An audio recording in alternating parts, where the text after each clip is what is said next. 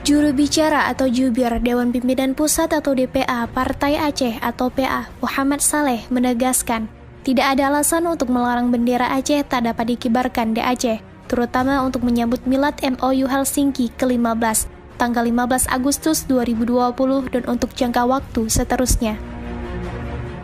Alasannya, produk regulasi bendera Aceh telah diputuskan secara legal oleh DPR Aceh melalui Kanun Aceh Nomor 3 Tahun 2013 tentang bendera dan lambang Aceh serta sudah dilembar daerahkan pemerintah Aceh saat Gubernur Aceh Dr. Zaini Abdullah.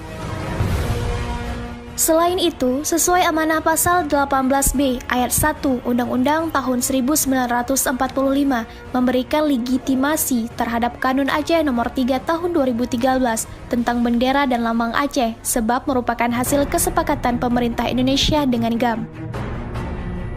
Karenanya, status dan kedudukan bendera Aceh sudah menjadi milik 5 juta lebih rakyat Aceh. Ini bermakna Kanun Aceh Nomor 3 Tahun 2013 tentang bendera dan lambang Aceh yang terdiri dari pasal 18B Undang-Undang tahun 1945 serta perumusan pasal 246 dan pasal 247 Undang-Undang Nomor 11 Tahun 2006. Karena itu, kami menyerahkan sepenuhnya kepada rakyat Aceh untuk memutuskan dan mengibarkan bendera Aceh tanggal 15 Agustus 2020, kata Haji Muhammad Saleh, juru bicara DPA Partai Aceh 10 Agustus 2020 di Banda Aceh. Kedua, akibat hukum dari adanya pasal 246 dan pasal 247, maka berlaku dan sah untuk diterapkan melalui pembentukannya Kanun Aceh. Ketiga, konsekuensi yuridis adanya Kanun Aceh Nomor 3 Tahun 2013 berlaku pula secara yuridis dan dapat ditindaklanjuti oleh pemerintah Aceh karena sudah diundangkan dalam lembaran daerah. Tentu sudah berlaku secara otomatis karena pada saat disahkan oleh Gubernur Aceh selaku Kepala Pemerintah Aceh dan DPRA secara serta-merta diundangkan dalam lembaran daerah pemerintah Provinsi Aceh. Maka, pemerintah Aceh di bawah kepemimpinan PLT Gubernur Aceh, Nova Iriansyah, memiliki tanggung jawab penuh terhadap pengibaran bendera Aceh. Ini sejalan dengan 15 tahun usia perdamaian MOU Helsinki antara Gerakan Aceh Merdeka atau GAM dengan pemerintah Indonesia. Rakyat Aceh sudah menunggu 15 tahun lamanya dengan serangkaian pertemuan. Terakhir, Wali Nanggro Aceh, Tengku Malik Mahmud Al-Haitar bersama Ketua KPA atau PA, Haji Muzakir Manaf atau Mu'alim beserta sejumlah pengurus DPA, PA bertemu dengan Presiden RI Joko Widodo di Istana Negara, Jakarta. Menurut Saleh, jikapun ada calling down beberapa kali, itu bukan keputusan hukum, karena bendera Aceh merupakan salah satu ciri dari suatu lambang daerah yang didefinisikan sebagai panji kebesaran dari simbol kultural bagi masyarakat daerah Aceh. Ini mencerminkan kekhasan daerah dalam Negara Kesatuan Republik Indonesia.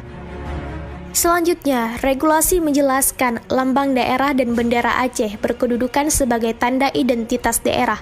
Ini bermakna setiap lambang daerah, baik logo, bendera, dan himne dapat dipahami sebagai penanda suatu daerah secara kultur, politik, dan kehendak sosial yang melekat pada rakyat Aceh.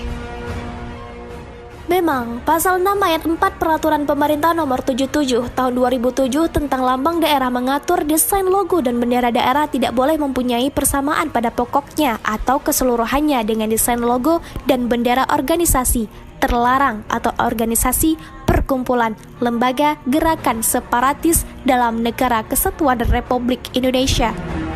Namun ketentuan ini mengandung ironi, terutama dalam memahami dan memberi tafsir dalam konteks Aceh, karena tidak dilandasi pada penafsiran historis.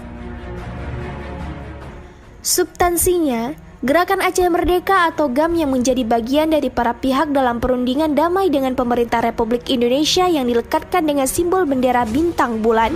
Selanjutnya, bila merujuk pada tahapan dan proses pembentukan kanun bendera dan lambang Aceh, suasana DPR Aceh tidak hanya diisi partai lokal tapi juga partai nasional. Jadi, apalagi yang jadi masalah sehingga bendera Aceh tak boleh dikibarkan, jelas Saleh. Menurut Saleh, DPR Aceh melalui sidang paripurna kedua Jumat 22 Maret 2013 telah mengesahkan rancangan kanun bendera dan lambang Aceh menjadi kanun bendera dan lambang Aceh. Keputusan ini sesuai dengan kultur dan syariat Islam yang dijalankan di Aceh selama ini. Hal tersebut jika ditafsir sesuai dengan suasana batin dan kehendak pembentukan kanun saat itu. Kondisi ini sejalan dengan MOU Helsinki. Bahkan Aceh memiliki hak untuk menggunakan simbol-simbol wilayah termasuk bendera, lambang, dan himne. Maka pemerintah pusat tidak hanya melakukan penyelarasan, harmonisasi, dan sinkronisasi terhadap aturan dan landasan pembentukan peraturan perundang-undangan saja. Sejatinya, dapat diselaraskan pula dengan niat luhur perdamaian Aceh sebagai pijakan sosial, politik, dan hukum pemerintah, dan menjadikan tafsir pembentuk kanun DPRA tersebut sebagai landasan kepentingan hukum yang asli, sebut Saleh.